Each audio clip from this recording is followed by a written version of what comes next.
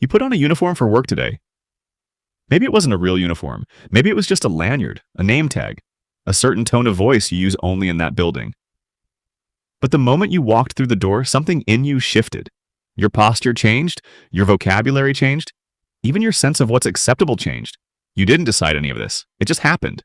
And you've probably never asked yourself why. The easy answer is that you were just being professional. But the real answer is far stranger. Somewhere inside your brain is a switch that decides who you are based on the role you've been handed.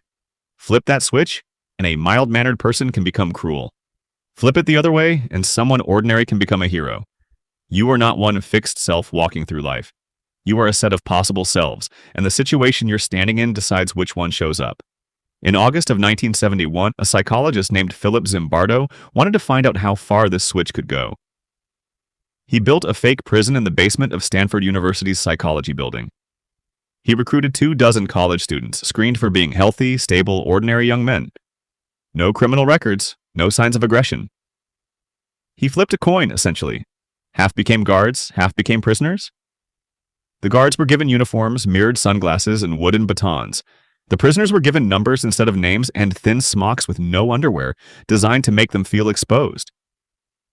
Zimbardo told the guards only one thing: keep order, but no physical violence. That was it. No script, no training, no instructions on how to be cruel. Within a day, something changed.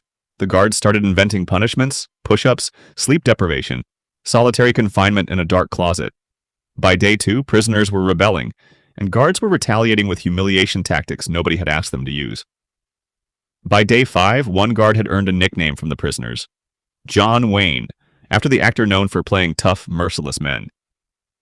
He'd invented an accent for the role. He was, by his own later admission, enjoying it. The experiment was supposed to run for 2 weeks. Zimbardo shut it down after 6 days.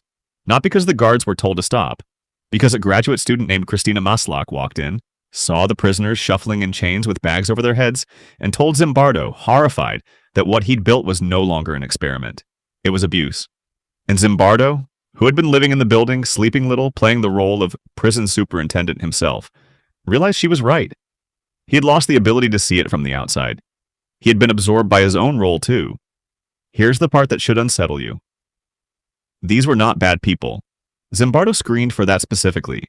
These were psychologically healthy, well-adjusted students who, within days, were inventing cruelty out of nothing but a uniform and a title. The conclusion Zimbardo drew became one of the most famous ideas in psychology: that situations can overpower character. Put a good person in a bad enough system, and the system usually wins. Why would evolution build a brain this obedient to social roles? Because for most of human history, roles were survival information. If your tribe needed a hunter, a peacemaker, or a lookout, your brain had to be able to snap into that identity fast without a debate. Humans who could adapt to whatever role the group needed them to play were the ones who stayed inside the group. And staying inside the group, for nearly all of human history, was the difference between living and dying alone. Your brain isn't broken when it bends to a role. It's doing exactly what kept your ancestors alive. But here's where the story gets stranger and where most people stop paying attention too soon. For decades, the Stanford Prison Experiment was taught as proof that ordinary people will automatically become monsters if you hand them power. Then, in 2001, 2 British psychologists, Alex Haslam and Steve Riker, decided to run the experiment again, this time for BBC television, with tighter scientific controls. Something completely different happened. The guards in their version didn't slide into cruelty. They hesitated.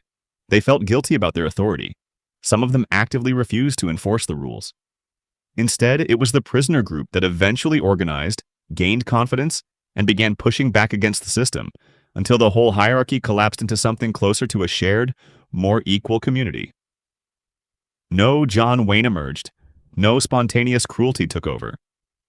So what was different? Haslam and Riker argued that Zimbardo hadn't just discovered a hidden dark switch inside ordinary people. He had, without fully realizing it, told his guards what he wanted. He gave orientation talks about keeping control.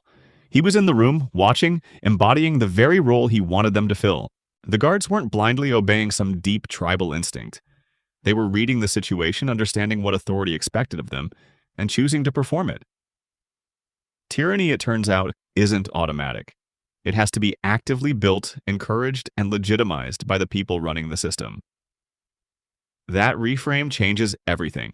It means you are not a puppet waiting for a uniform to pull your strings. You are an interpreter, constantly reading the room, constantly asking a question you're barely conscious of. What does this group expect me to become right now? And that question is running in the background of your life far more often than you think. Think about the version of yourself that shows up in a work meeting versus the version that shows up at a family dinner versus the version that shows up scrolling anonymously online. None of those are fake. All of them are you. But which one takes the wheel depends almost entirely on what the environment seems to be asking for. Put you in a comment section that rewards outrage, and a calmer version of you goes quiet while a sharper, angrier version steps forward. Put you in a customer service job with a script and a name tag, and a more patient, more agreeable version of you appears, whether or not that's how you'd act with your friends. This is why toxic workplaces don't usually need to hire toxic people. They just need to build a system that rewards a toxic role consistently until enough people start performing it to survive inside it. And it's why healthy teams don't need saints either. They need systems that make the decent version of a person the easiest one to perform. You felt this yourself, probably more than once. Maybe you noticed it the first time you got a promotion and caught yourself using a slightly different tone with people who used to be your equals. Maybe you noticed it in a group chat where a joke went further than you meant it to, because everyone else was already laughing. Maybe you noticed it in the quiet, cold moment when you did something petty on social media that the offline version of you never would have done. Was that really you? Or was that the role the platform handed you, and you simply picked it up, the way the guards at Stanford picked up their batons? Here's a related study worth knowing because it explains why some people resist this pull and others don't. In the early 1960s, a psychologist named Stanley Milgram ran a now famous series of experiments at Yale, asking ordinary volunteers to deliver what they believed were increasingly painful electric shocks to another person, simply because a man in a lab coat told them to continue. Most participants kept going, well past the point where they heard cries of pain from the next room. What Milgram found and what later researchers confirmed was that obedience wasn't about cruelty. It was about legitimacy. People followed the role because the authority figure felt official, because the setting felt sanctioned, because stepping outside the role felt socially impossible in that moment. The ones who refused to continue almost always had one thing in common. At some point, they stopped seeing themselves as a participant in an experiment and started seeing themselves again as a person making a choice. That's the real lesson buried underneath both Zimbardo's prison and Milgram's shock machine, and underneath your own daily life. The role only owns you for as long as you forget you're wearing it. The moment you notice the costume, you get some of your authorship back. So the next time you catch a version of yourself you don't fully recognize, the sharper tone, the crueler joke, the smaller, meaner reaction, pause before assuming it's who you really are. Ask a better question instead. What role is this environment quietly asking me to play right now? And do I actually want the part? You are not a fixed character walking through a fixed story.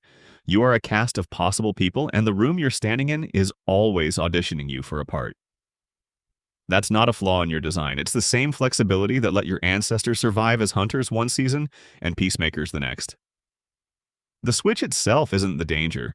Forgetting that you're the one holding it, that's the danger. Tonight, when you put down your phone, take off your work clothes, and close the door on whatever role the day demanded of you, remember that the uniform was never the real you. It was only ever a costume you were handed. The real question, the one worth asking every single day, is which version of yourself you choose to keep, once nobody's handing you a script at all.